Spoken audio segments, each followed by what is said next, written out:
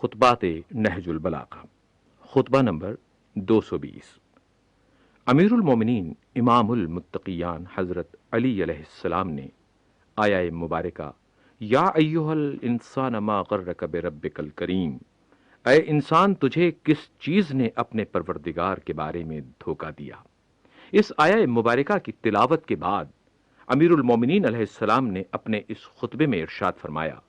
یہ شخص جس سے یہ سوال ہو رہا ہے جواب میں کتنا عاجز اور یہ فریب خوردہ عذر پیش کرنے میں کتنا قاصر ہے۔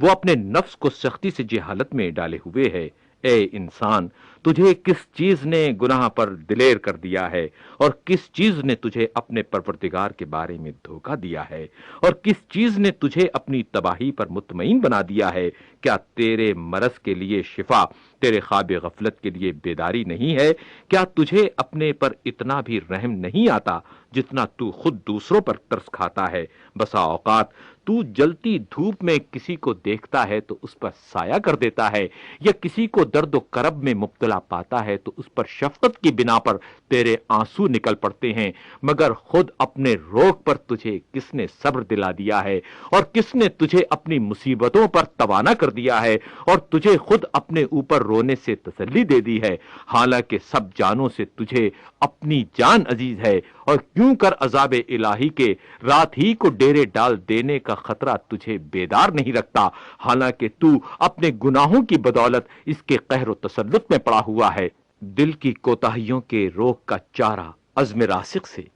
آنکھوں کے خواب غفلت کا مداوع بیداری سے کرو، اللہ کے مطیع و فرما بردار بنو اور اس کی یاد سے جی لگاؤ۔ ذرا اس حالت کا تصور کرو، وہ تمہاری طرف بڑھ رہا ہے اور تم اس سے منہ پھیرے ہوئے ہو، اور وہ تمہیں اپنے دامن عفو میں لینے کے لیے بلا رہا ہے اور اپنے لطف و احسان سے ڈھانپنا چاہتا ہے، اور تم ہو کہ اس سے سرگرداں ہو کر دوسری طرف رخ کیے ہوئے ہو۔ بلند و برتر ہے وہ خدائے قوی و توانا کہ جو کتنا بڑا کریم ہے، اور تو اتنا عاجز و ناتواں، اتنا پست ہو کر گناہوں پر کتنا جری اور دلیر ہے، حالانکہ اسی کے دامن پناہ میں اقامت گزیں ہے اور اسی کے لطف و احسان کی پہنائیوں میں اٹھتا بیٹھتا ہے۔ اس نے اپنے لطف و کرم کو تجھ سے روکا نہیں اور نہ تیرا پردہ چاک کیا ہے، بلکہ اس کی کسی نعمت میں جو اس نے تیرے لیے خلق کی، یا کسی گناہ میں کہ جس پر اس نے پردہ ڈالا، یا کسی مصیبت و ابتلا میں کہ جس کا رخ تجھ سے موڑا،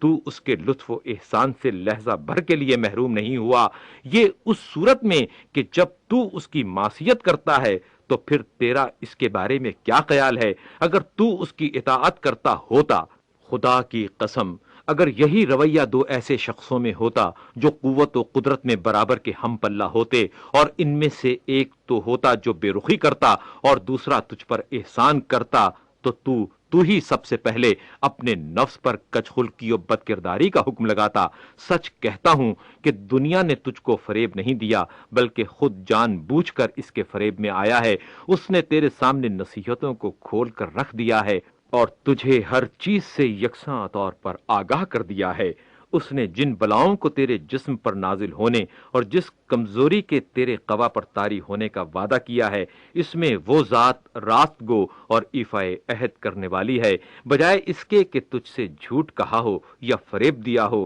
کتنے ہی اس دنیا کے بارے میں سچے نصیحت کرنے والے ہیں جو تیرے نزدیک قابل اعتبار ہیں، اور کتنے ہی اس کے حالات کو صحیح صحیح بیان کرنے والے ہیں جو جھٹلائے جاتے ہیں۔ اگر تو ٹوٹے ہوئے گھروں اور سنسان مکانوں سے دنیا کی معرفت حاصل کر لے تو انہیں اچھی یاد دہانی اور مؤثر پندہی کے لحاظ سے بمنزلہ ایک مہربان کے پائے گا کہ جو تیرے ہلاکتوں میں پڑنے سے بخل سے کام لیتے ہیں۔ یہ دنیا اس کے لیے اچھا گھر ہے جو اسے گھر سمجھنے پر خوش نہ ہوا، اور اسی کے لیے اچھی جگہ ہے جو اسے اپنا وطن بنا کر نہ رہے۔ اس دنیا کی وجہ سے سعادت کی منزل پر کل وہی لوگ پہنچیں گے جو آج اس سے گریزاں ہیں۔ جب زمین زلزلے میں اور قیامت اپنی ہولناکیوں کے ساتھ آ جائے گی، ہر عبادت گاہ سے اس کے پجاری، ہر معبود سے اس کے پرستار اور ہر پیشوا سے اس کے مقتدی ملحق ہو جائیں گے، تو اس وقت فضا میں شگاف کرنے والی نظر